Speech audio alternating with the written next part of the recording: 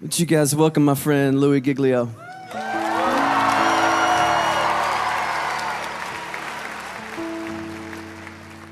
You guys can have a seat. Thank you so much. Man, what a great confession. We're calling this, I think you knew this already, the How Great Is Our God Tour. Not just because God has given Chris this phenomenal song that circled the globe, but we're calling it the How Great Is Our God Tour because we are here tonight worshiping a God that is far beyond anything we could ever dream of or imagine. We are here tonight to worship a huge, massive God of grace and glory.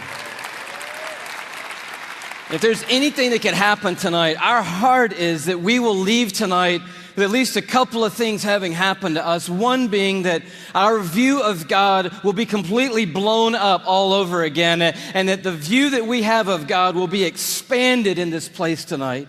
And that we will leave here with the confidence that He is able to hold on to us and hold us together no matter what circumstances come our way in this lifetime.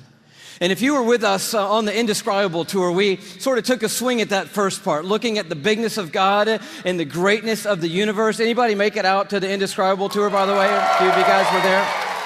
The story of it in a nutshell was that the heavens are telling the glory of God. Their expanse declares the work of His hands. In other words, all you have to do is look up and you see the size of the God that we're worshiping tonight. We ended that, just a little review, with this galaxy right here, the Whirlpool Galaxy. You're like, man alive, we're talking about astronomy at a Christian worship service. Why not? The God that we're worshiping tonight is the one who created that right there. It's called the darling of astronomy. The reason why is it's sitting completely perpendicular to us on Earth, and when we look up at it, we get this beautiful view. But check this out. The Whirlpool Galaxy is 31 million light years away from where you're sitting right now. Okay, they got nothing in here tonight. 31 million light years away. That's just the first little thing we got to catch up with tonight. By the way, the story opens like this. In case you forgot, in the beginning, God created the heavens and the earth, and He said, "Let there be light," and there was light. And that was a phenomenal moment when that happened, because light came out of the mouth of God traveling 186,000 miles a second. That's how fast light is traveling through the universe. And so a light year, therefore, is how far light travels in 1 year, and I'll do the math for you. It's 5.88 trillion miles is a light year. So as we talked about before, when you start to get around in the neighborhood of God, the mile is not going to help you. The yardstick, the ruler, the tape measure, these things are of no value in the universe that God has made. We're using a ruler called a light year that's 5.88 trillion miles long. And if you'd like to go to the Whirlpool Galaxy, be my guest. All you have to do is multiply 31 million, that's how many light years it is away, by 5.88 trillion miles, and that's the distance that you've got to cover. Anybody with me so far? I'm wondering, are there any science lovers here tonight? Because we're going to have a little scientific content tonight, and I need to know if anybody's going to be with me so far. So you do the math, or you could look at it a different way. You just have to travel 186,000 miles a second for 31 million years, and voila, you will arrive at the Whirlpool Galaxy. Second thing that's pretty stunning, given that our God made that, is it contains 300 billion stars. In that one galaxy, 300 billion stars. And it is one of hundreds of billions of other galaxies in the known universe that God has made. And it just reminds us all over again tonight, man, this God that we're singing to tonight, He's enormous. He's bigger than anything we've ever dreamed of. He's bigger than our wildest imagination of Him. But we ended by looking inside that thing, and this is pretty stunning. Those of you who've seen it remember, but the Hubble Space Telescope is circling the Earth at 360 miles above the Earth, and it takes amazing images of these galaxies and other phenomenon of the cosmos, and it looked into that white core of the Whirlpool Galaxy, and lo and behold, there is a black hole in there. And we'd never seen it before until Hubble could take an image of it, and I found this on NASA's site, hubblesite.org. This is what Hubble sent back to us from 31 million light years away from the black hole core of the Whirlpool Galaxy. They send us back this image right here, and it's just crazy. It's crazy. It's the glory of God, the grandeur of God. It's the grace of God and the mercy of God everywhere we look. It's the imprint of God in all of creation, everywhere we turn. And tonight we just want to begin with the bigness of God, the grandeur of God all over again. We're going to do it by looking at 4 stars. Can you handle 4 stars tonight? The first one's easy because there's just one star in our solar system, and that star is called the sun. Thank you very much. Yes, it's our own star. There's an image of it for you, by the way. It's a little more fierce than we often think. It's 10,000 degrees Fahrenheit on the surface, but what I want you to see about it is how big it is. It's 93 million miles away, so when you're looking up in the sky, it's pretty good pace out there. By the way, light traveling 186,000 miles a second. It's only taken 8 minutes to cover that 93 million mile journey to touch your skin here in Atlanta, Georgia. But what I want you to see is the size of it. It's like 1,000,000 times the size of the earth, and that matters to us tonight when you hear what the psalmist said. Listen to his words. By the word of the Lord, this is Psalm 33, the heavens were made. In other words, God didn't lift a finger when he made the universe. By the word of the Lord, the heavens were made. But he goes on to say, their starry hosts by the breath of his mouth. So we're looking at something so intense that we don't want to get any closer than 93 million miles away, which is what we are right now. And then we read that God just breathes out stars. It's crazy to think about it. 1,000,000 times the size of the earth. So here's a little perspective that sort of changed my life. If the earth were the size of a golf ball, okay, the sun would be 15 feet in diameter. Okay, that didn't seem to move anybody either, so let me try it a different way. Let me just try it just a different way. I thought I might need this, so I brought a golf ball, okay? So all through the evening, this is going to represent Earth, all right? So this is where we are. I need everybody in the building to look as closely as you can and find yourself, okay? And when you found yourself, I want you to nod your head so that I know you've located you on the earth, okay? You nodding your head? Okay, you found yourself. If the earth were a golf ball, the sun would be 15 feet in diameter. That's not 15 feet in diameter. Can we blow that up just a hair and maybe give them 15 feet in diameter? So here's a little perspective for you, okay? Is this working for anybody? Here we are on the earth, and that's the sun. It's so big you could put 960,000 Earths inside the sun. So if the earth were a golf ball and the sun were 15 feet in diameter, you could put 960,000 golf balls inside that 15-foot diameter sun. That's enough golf balls, by the way, because I know that seems like a big number, to fill a school bus with golf balls could fit inside the 15-foot in diameter sun. It's a massive star, and it's one of hundreds of billions of stars in the Milky Way galaxy, our cul-de-sac in the neighborhood called the cosmos that God has made. It's huge, and we're worshiping a star-breathing God tonight. But I want to tell you about the second star, okay? Because the second star absolutely wrecked my life. I heard about it when I was a high school student here in Atlanta. One of our youth leaders did a talk, and he mentioned this star. I didn't know how to talk to God for about 2 months after I heard about this star. It's called Betelgeuse or Betelgeuse. You can pick your pronunciation. I'm obviously going with Betelgeuse, and Betelgeuse is incredible. Here it is in the night sky. I know it doesn't look incredibly ferocious, but it's 427 light years away. So that's 427 times 5.88 trillion miles away from us right now. Draw it in a little closer with the Hubble Space Telescope, and you can start to get a little bit of the feeling of its intensity. But this is the crazy thing about Betelgeuse. Are you ready for this? Betelgeuse is twice the size. Are you ready? You think I'm going to say twice the size of the sun? Oh no, it's twice the size of the Earth's orbit around the sun, Betelgeuse is. It's crazy. If the earth were a golf ball, Betelgeuse would be the height of 6 Empire State Buildings on top of each other. Now, come on, have you seen the Empire State Building? I mean, maybe what you're going to need to do is gather the family, get a golf ball, get some plane tickets, and fly up to New York. And you're going to go into Midtown, you're going to take your golf ball and put it on the sidewalk outside the Empire State Building. Don't worry about people thinking you're crazy. They're not even going to notice you in New York. You're going to go across the street. You're going to look up at the Empire State Building and imagine 5 more Empire State Buildings on top of the Empire State Building. That's Betelgeuse, and that's the earth, and somewhere you're on it.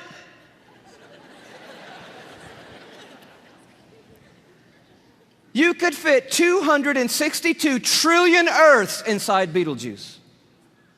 So if the Earth were a golf ball, that would be enough golf balls to fill up the Superdome with golf balls. 3,000 times.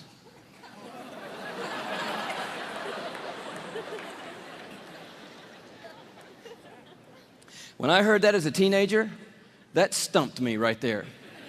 Because most of my praying had been advising God, correcting God, suggesting things to God, drawing diagrams for God, reviewing things with God, counseling God.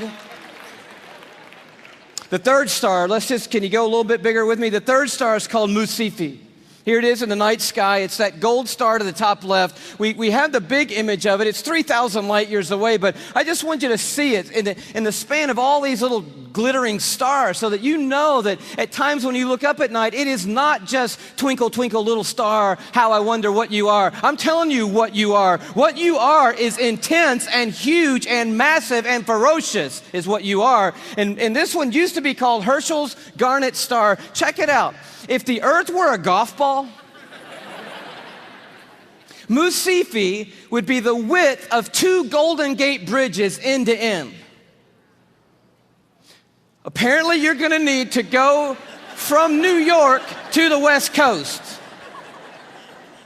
Go to San Francisco with your family and your golf ball. Place your golf ball at the beginning of the Golden Gate Bridge. Go across the bay into Oakland to a high place where you can see the entire Golden Gate Bridge. Another second Golden Gate Bridge will be in your imagination. Span all the way back the 2 Golden Gate Bridges to the very beginning and find your golf ball over there. That's the Earth, and somewhere you're on it. One of the stars in the Milky Way galaxy. It's so big you could fit 2.7 quadrillion Earths inside this one star. Thank you so much. Where have you been all night? Now, quadrillion we have not talked about, and I need to explain this just briefly because I don't know about you, but I do not understand the national debt or any numbers bigger than about $875.28. I get that number. Go bigger than that, I don't know. But you need to understand a quadrillion, okay? Because this star is crazy big. A quadrillion, let's do it this way. Everybody knows a million, right? How many of you know what a million is? You can kind of get your head around a million. Everybody? All right. You know that a billion's 1,000 million, and a trillion is 1,000 billion, and a quadrillion is 1,000 trillion, right? Everybody knew that? Here's the perspective. This changed my life, right? A million seconds ago, 12 days ago. Isn't that cool? See, that saves you doing that on your little calculator at home, which I dare you to try to do when you get home tonight. But a billion seconds ago? You're thinking, oh my goodness, if it's 12 days ago, I'm going all the way back to like September with you, Louie. This must be crazy, right? How about May 1975 is a billion seconds ago? You're like, whoa, that's a little bit bigger than a million. Oh yeah. A trillion seconds ago, you're like, I'm on the 1800s. No. Christopher Columbus? No. 29,700 BC is a trillion seconds ago. A quadrillion seconds ago, 30,800,000 years ago is a quadrillion seconds ago. We're talking about a really large number, and Musifi is so big, you could put 2.7 quadrillion Earths inside this one star. But it is not even the biggest star we have found. I love science, and science has just brought us the largest star they found. It's called, are you ready for this? Canis Majoris. Now, I'm no linguist, but that's a cool name for the biggest star we've found so far. I think that means the big dog star, and that's exactly what it is. I bring it to you as a little bitty purple, glow just to the right of center there. But Canis Majoris, oh wow. If the Earth were a golf ball, Canis Majoris would be the height of Mount Everest.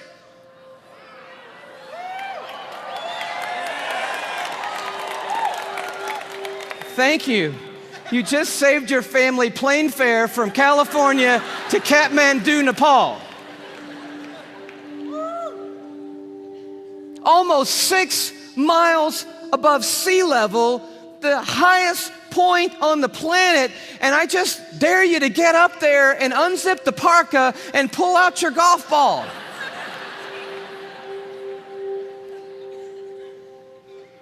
You could fit 7 quadrillion Earths inside Canis Majoris. That's enough Earths, if the Earth were a golf ball, to cover the entire state of Texas in golf balls, 22 inches deep. You see the one you're on?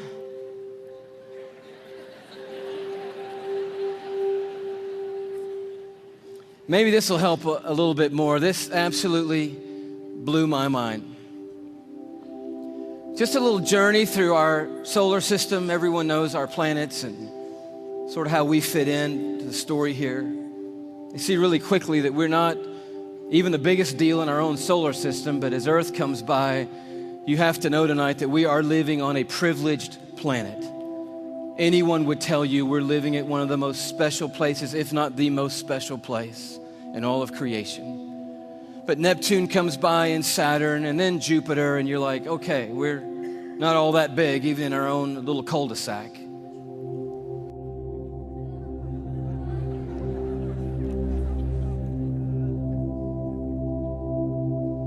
I just noticed the blue dot fading away is not the Earth. That's Neptune. The Earth has gotten too small to see anymore. Sirius comes by. Little plug for satellite radio. Not the biggest star, but the brightest star that we have found so far. Pollux, which we didn't mention. Arcturus. Such a beautifully named one, Regal. But then the one that messed me up.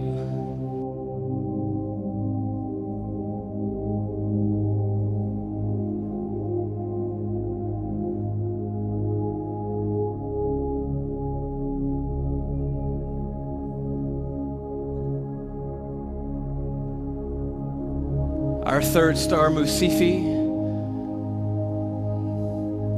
Musifi's cousin, W. Cephei.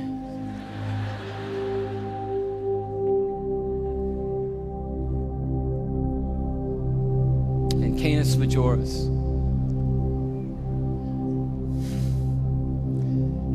And do you know that you couldn't come up here right now with a Sharpie and make a mark on the screen that would approximate the size of our sun? You couldn't even do it. I mean, when you look at these in their relative size, we just have to put a little arrow over there that says, if you could put the sun on here, which you can't, it would go somewhere about here. And can you hang on that for me? And when you see this, I don't know what happens to you, but I'll tell you what happens to me. A shrinking feeling comes over me, and it's not a bad shrinking feeling, it's a good shrinking feeling. Because sin, it has a way of shrinking God down in our minds and puffing us up in our own estimation. But just a glance into the universe that God has made resizes everything in a heartbeat. And you realize tonight we are worshiping an unrivaled, uncontested God of all kind of might and power and glory and awe, there's none like him anywhere in all of creation tonight. We are not here worshiping some little teeny tiny God.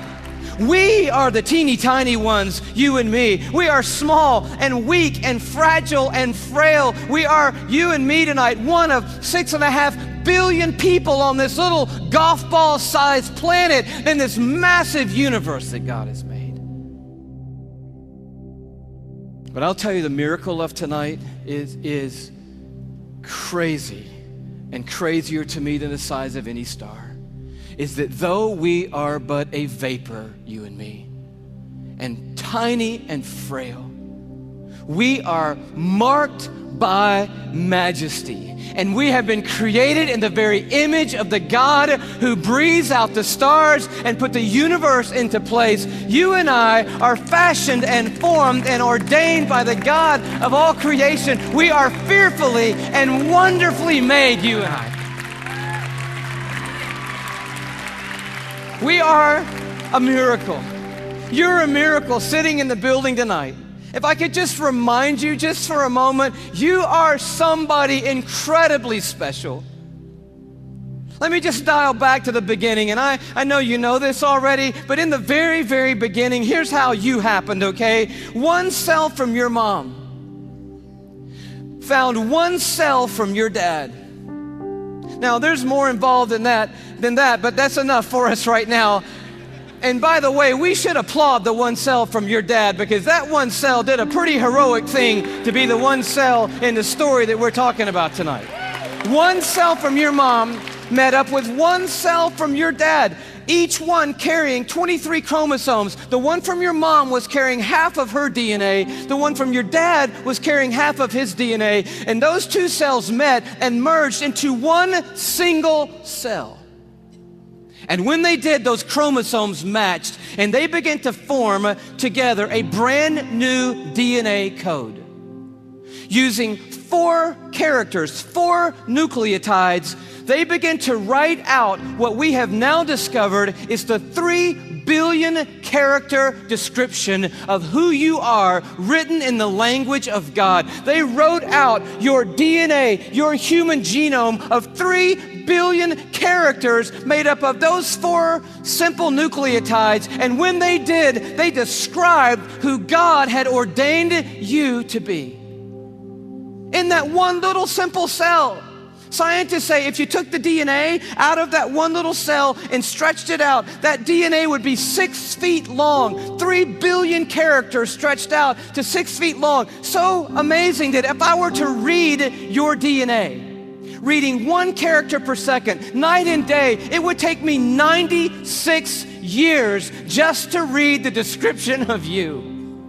And when they formed together, they wrote out and painted a picture which had never been written before in the history of humankind.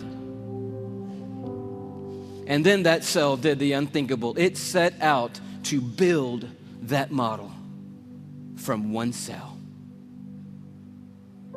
I'm telling you, you are a miracle sitting in this building tonight. And you have come a long, long way. I mean, here you are. This may not be in the family photo album, but here you are at 3 days old. 16 cells of you. You say, what in the world is that? It's a 16-cell human embryo on the tip of a safety pin at incredible magnification. So by now, that one cell had turned into 16 cells on its way to making the 75 trillion cells that make up your body tonight. Every one of those 75 trillion cells containing that 6 feet of the 3 billion character DNA code that you. There's so much DNA in your body, by the way. If you stretched it all end to end, there'd be enough DNA to go to the moon and back inside your body. 178,000 times. That's how amazing God has made you to be. 75 trillion cells in your body. And when I told you that, 50,000 of those cells died and were replaced by brand new cells when I told you that. And then just now, 50,000 more cells died and were replaced by brand new cells. It's happening every 3 seconds, day and night, all the days of your existence. And you wonder why you're tired all the time. I'll tell you, you're doing some amazing stuff night and day. We're miracles, you and me. I love the way Augustine said it, one of the great fathers of the church and of the faith. He just nailed it when he said it like this. Men go abroad to wonder at the height of mountains, the huge waves of the sea, the long course of rivers, the vast compass of the ocean, the circular motion of the stars. But they pass by themselves and they don't even notice. In the womb, miracles happening every moment. Here you are at 5 months in the womb. You remember those days? Those were the good old days. And just miracles happening every second. Let me tell you about one. Million optic nerve endings left the optic nerve center of your brain in the womb, headed for 1 million optic nerves that had left your eye. And they had to meet and match their exact partner, 1 million looking for 1 million. And when they found their exact partner out of 1 million and matched up together, in that instant you had sight. And anyone would tell you that to this moment, the most technologically advanced thing on planet Earth is your eye. Oh, but it didn't do you any good, because when that moment happened, you just had one piece of skin completely covering your eyeball. But as I read in one textbook, miraculously and mysteriously at about the 6th month, a little cutting device appeared, and it cut perfectly that piece of skin. And you had eyelids for the very first time in your mother's womb. You are fearfully and wonderfully made.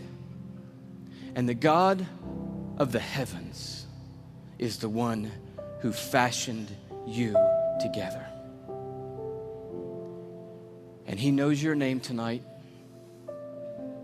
And he knows every single thing there is to know about you.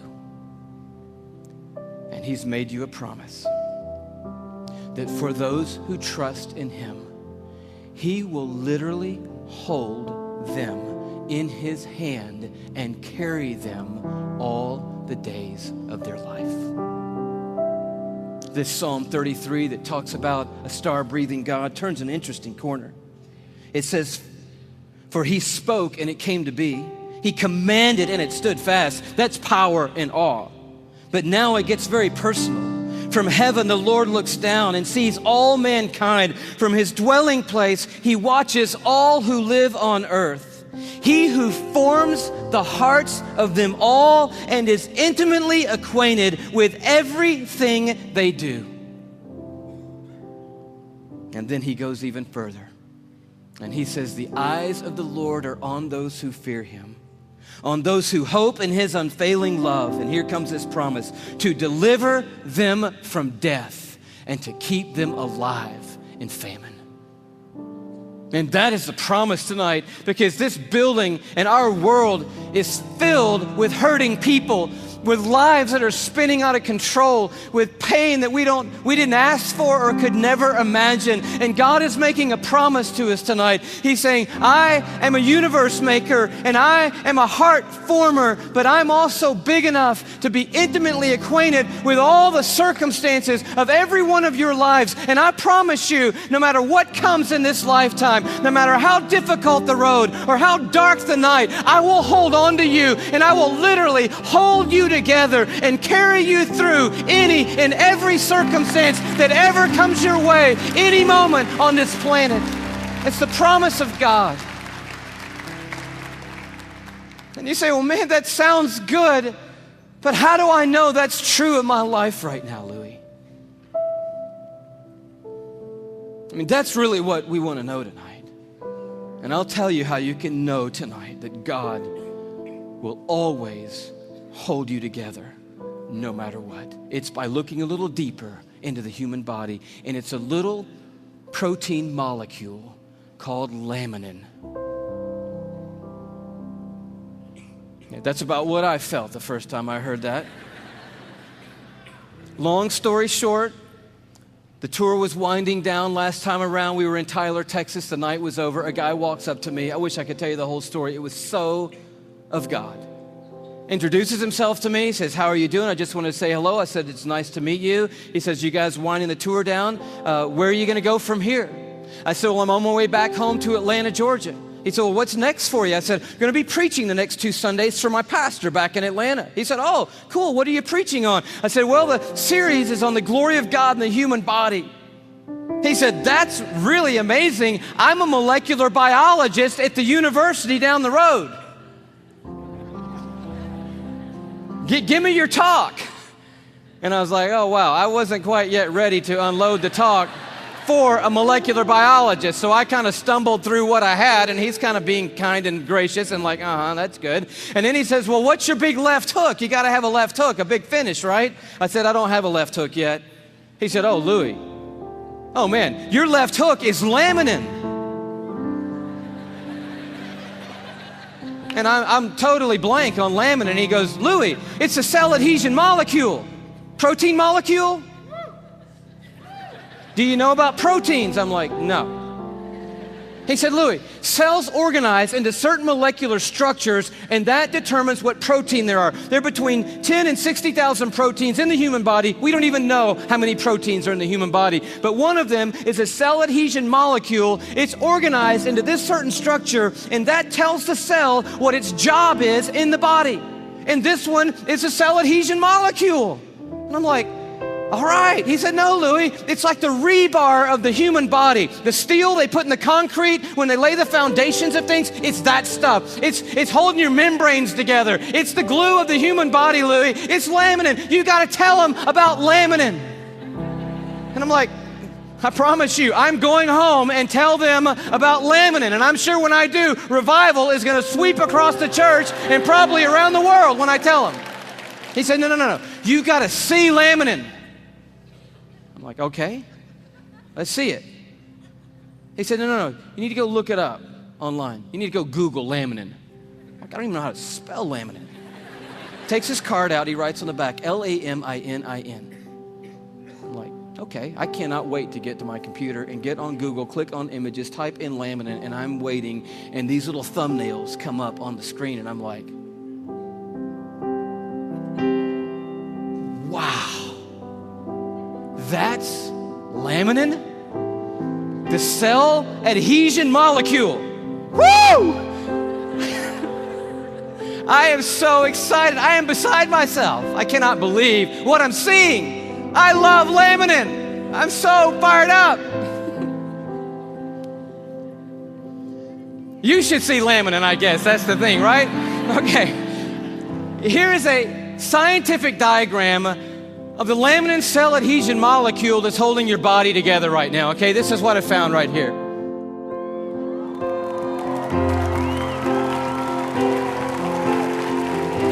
No, come on, that's crazy. That's just crazy.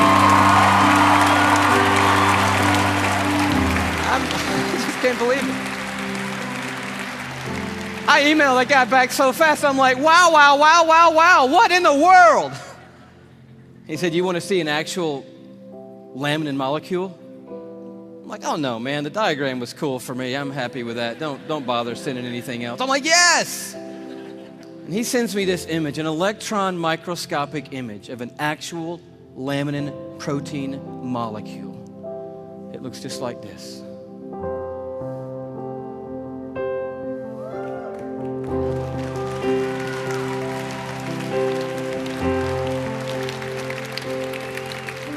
I'm like, how crazy is that?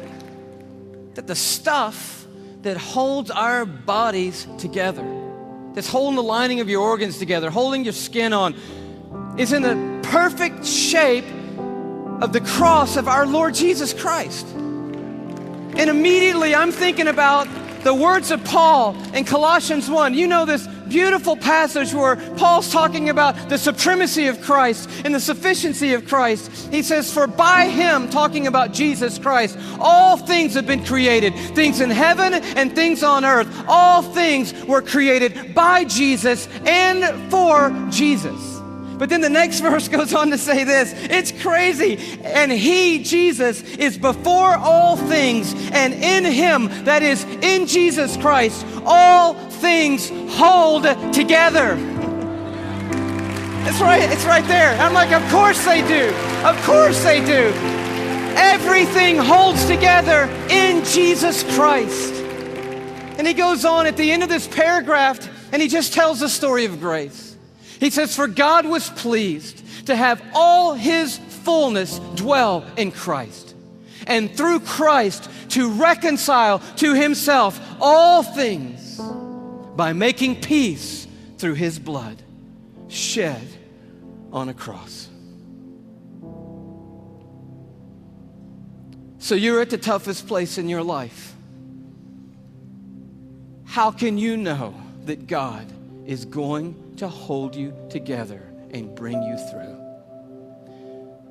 You know, because there is a cross standing over history, and it is looming over this building tonight.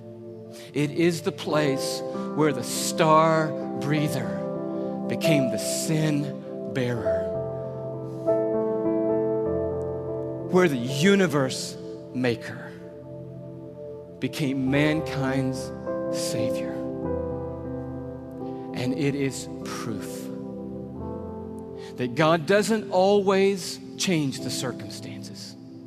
He did not change them for Jesus on that hillside outside Jerusalem. But the cross is also proof that God always has a purpose in the circumstances, and that His purpose and His plan will prevail and will triumph through any circumstances in this world.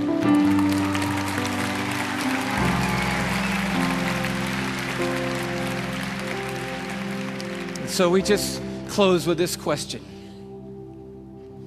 It's found right in the middle of an interesting chapter in Isaiah 40 where it just talks about the expanse of God. He stretches out the heavens like a curtain, like a tent to dwell in. He leads forth the starry host one by one and calls them each by name. But then it takes a turn.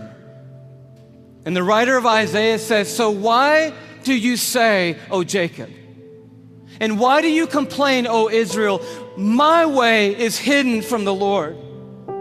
Or say, "My cause is disregarded by my God." In other words, there was a moment in the history of Israel when they felt like God had completely lost sight of them. That yes, I believe that God is big enough to make the world. I even believe that God ordained and made me. And now coming present tense, I'll accept the fact that God gave His Son on a cross. But what I really need to know right now, what really matters most to me right now is, does God see what I'm going through? Does He see what I'm carrying? Does He know that I can't take one more step or one more day? Does He care, and can He do something?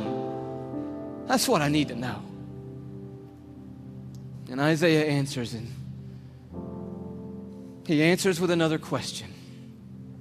And it's a question for us here. He says, "Do you not know? Have you not heard? The Lord is the everlasting God, the creator of the ends of the earth. He will not grow tired or weary, and His understanding no one can fathom." He's huge. He is a star breather. He's big. But listen to what He loves to do. That God, that creator of the ends of the earth, that I do not grow tired or weary, that my understanding's too great for you, that God, here's what He does. He gives strength to the weary, and He increases the power of the weak. For even the youths will grow tired and weary, and young men will stumble and fall. But those who hope in the Lord, another translation, those who wait upon the Lord. The Hebrew word simply means this. When it says hope and wait, it means but those who stand right in the midst of the craziness, right in the midst of the pain, right in the midst of the chaos, right in the valley of the shadow of death, and they don't gloss over it. They're dealing with the hardest stuff in life, but standing in the middle of it, they say, "You know what? I don't see what God's doing. I don't understand what the plan is, but I'll tell you one thing. I am not going to give up on God, and I'm going to stand right here in the middle of this moment, and I'm going to trust that God is sitting on a throne, that He has a purpose for my life and a plan for my life. And I believe I'm going to see the goodness of God in the land of the living, and I'm not going to stop believing that no matter what." That's what the word means, to wait and to hope on the Lord. And He said, and here's the promise. You're going to wake up to rosy circumstances? No. Oh, He can do that, and He does do that.